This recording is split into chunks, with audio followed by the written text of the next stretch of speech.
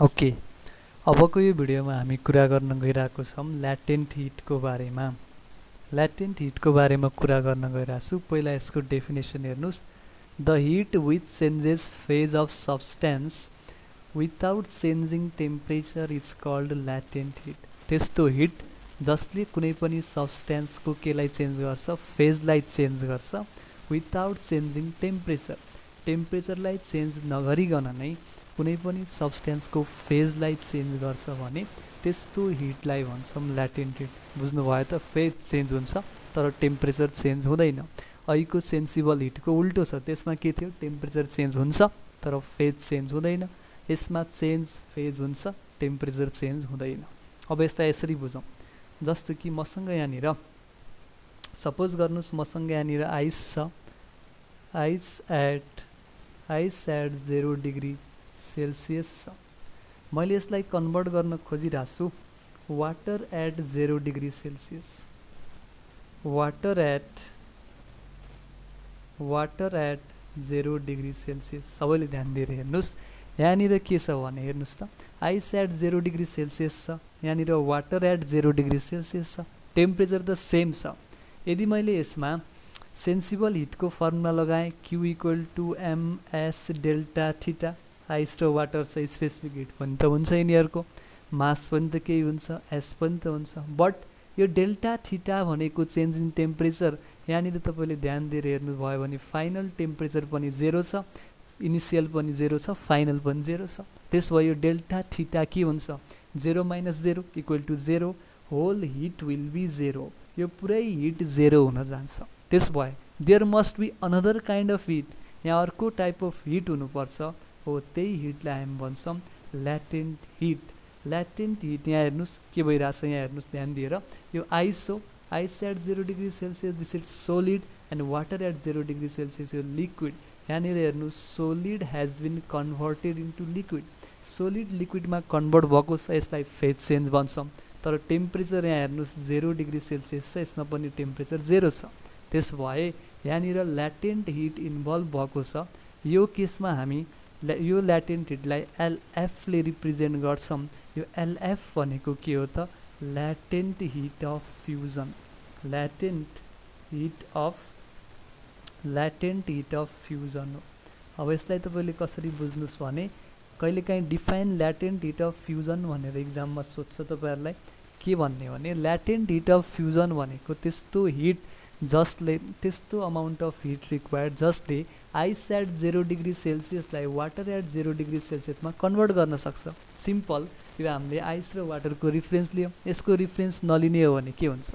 सोलिडलाई उसको मेल्टिङ पोइन्टमा हिट गरेर लिक्विड बनाउन जति हिट लाग्छ नि, त्यो हिटलाई भन्छौँ ल्याटेन्ट हिट।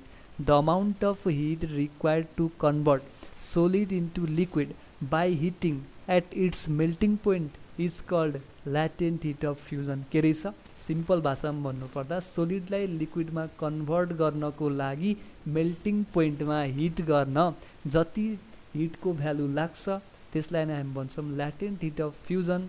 अनि एउटा डाटा पनि भनिदिउँ तपाईँहरूलाई, latent heat of fusion for वाटरको लागि, यानि कि यो प्रोसेसमा एट 0 डिग्री सेल्सियसमा आइसलाई मैले 0 डिग्री सेल्सियसको वाटर बनाउनु पर्यो भने latent heat of fusion for this is given by Q equal to M into LF. This is the formula. यो के हो त? ल्याटेन्ट हिट अफ फ्युजनको फर्मुला हो। त्यस भए यो फर्मुला हेरेर तपाईँले मलाई भन्न सक्नु। ओके, म नेक्स्ट पेजमा गर्छु। यहाँनिर हेर्नुहोस् के आयो फर्मुला हामीसँग, Q equal to M into LF. LF means latent heat of fusion, M means mass. भनेपछि जहिले पनि यो हिटको युनिट के हो? जहिले पनि जुल हो। त्यस भए यो सबै क्वान्टिटीको युनिट के हुँदो रहेछ चेक गरौँ। हिटको युनिट जुल हो, अथवा हामी यसलाई केमा मेजर गर्छौँ? क्यालोरीमा पनि मेजर गर्छौँ, इन सिजिएस युनिट। यो ल्याटेन्ट हिटको केसमा चाहिँ नि प्रायः जसो हामीले क्यालोरीमा मेजर गर्ने चलन छ। त्यस भए मैले यहाँनिर लेखिदिएँ क्यालोरी फर हिट। यहाँ एम भनेको मास, यसलाई क्यालोरीमा राखेँ भनेपछि सबै काम सिजिएसमा गर्नु पऱ्यो। यो मासलाई हामीले ग्राममा पुट गर्नु पऱ्यो। ओके, यो ल्याटेन्ट हिट अफ फ्युजनको युनिट के हुन्छ भने क्यालोरी पर ग्राम हुन्छ। क्यालोरी पर ग्राम हुन्छ। अब हेर्नुहोस् त, यो दुईवटा त मल्टिप्लाईमा छ। यदि मैले ग्राम इन्टु क्यालोरी पर ग्राम गरेँ भने gram will be cancel, and calorie will remain. त्यसो भए सिम्पल कुरा के रहेछ त भन्दाखेरि ल्याटेन्ट हिट अफ फ्युजनको युनिट मैले तपाईँलाई सिकाउन खोजेको अरू केही पनि होइन। ल्याटेन्ट हिट अफ फ्युजनको युनिट रहेछ क्यालोरी पर ग्राम, अथवा इन एसआई युनिट के हुन्छ त एसआई युनिटमा भन्नु पऱ्यो भने जुल पर किलोग्राम हुन्छ ल्याटेन्ट हिटको युनिट। ओके, अघिको प्रोसेसमा 0 डिग्री सेल्सियसको आइस एट 0 डिग्री सेल्सियसलाई मैले हिट गरेर वाटर एट 0 डिग्री सेल्सियसमा लग्नको लागि जति हिट चाहिन्छ यसलाई latent heat of fusion of ice भन्छौँ, and which is calculated as 80 calorie per gram. This is experimental value and we have to remember. यसलाई हामीले के गर्नुपर्छ, रिमेम्बर गर्नुपर्छ। 80 calorie per gram is latent heat of fusion of ice. Okay, अर्को हामी यहाँ अर्को एउटा फेज चेन्जको बारेमा कुरा गरौँ। जस्तै मसँग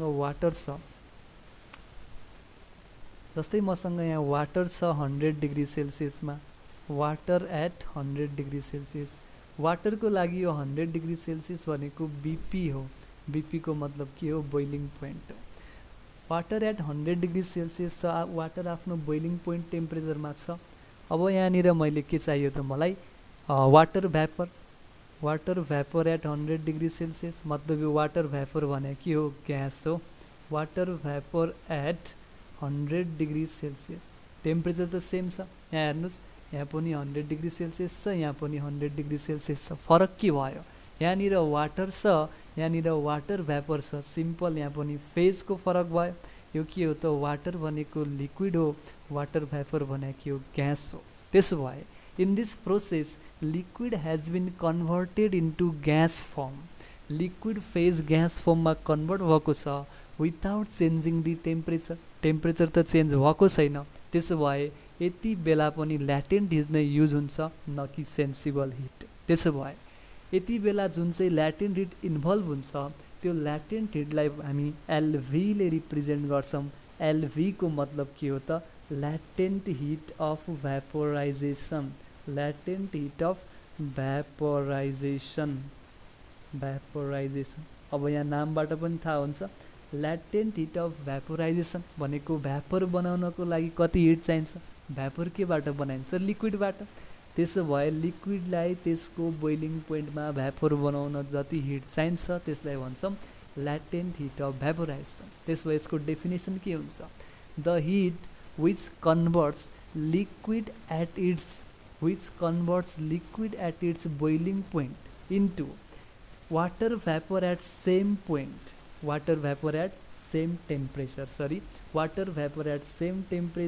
is called latent heat of vaporization। त्यस्तो हिट जसले चाहिँ नि लिक्विडलाई बोइलिङ पोइन्टमा भएको लिक्विडलाई त्यही टेम्परेचरमा वाटर भ्यापरमा कन्भर्ट गर्छ भने त्यसलाई भन्छौँ ल्याटेन्ट हिट अफ फ्युजन।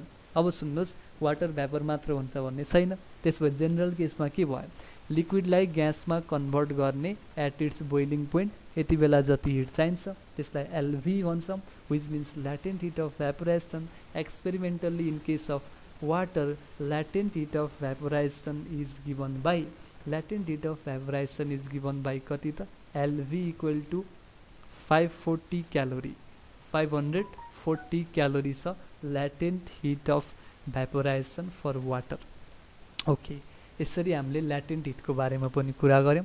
के रहेछ ल्याटेन्ट हिट भनेको, त्यस्तो हिट जसले चेन्ज गर्दो रहेछ फेज, चेन्ज गर्दो रहेछ कि अब्जेक्ट अथवा सब्सटेन्सको फेज, बट यसले चेन्ज के गर्दैन, it does not change delta theta, अथवा टेम्परेचर चेन्ज गर्दैन, थीटा चेन्ज गर्दैन। अब हामीले यसमा बेसिकल्ली दुईवटा कुरा गऱ्यौँ। एउटा latent heat of fusion of ice जसको भ्यालु मैले भनिदिइहालेँ तपाईँहरूलाई 80 क्यालोरी पर ग्राम, एन्ड अर्को कुरा गऱ्यौँ एलभी अफ वाटरको जसको भ्यालु मैले भनिदिइहालेँ 540 क्यालोरी पर ग्राम। ओके, यसरी हामीले टाइप अफ हिट पनि सकायौँ, सेन्सिबल हिट र ल्याटेन्ट हिट गरेर। यदि तपाईँहरूलाई भिडियो मन परेको छ भने लाइक, कमेन्ट, सेयर र सब्सक्राइब गरिदिनु होला। Thank you so much.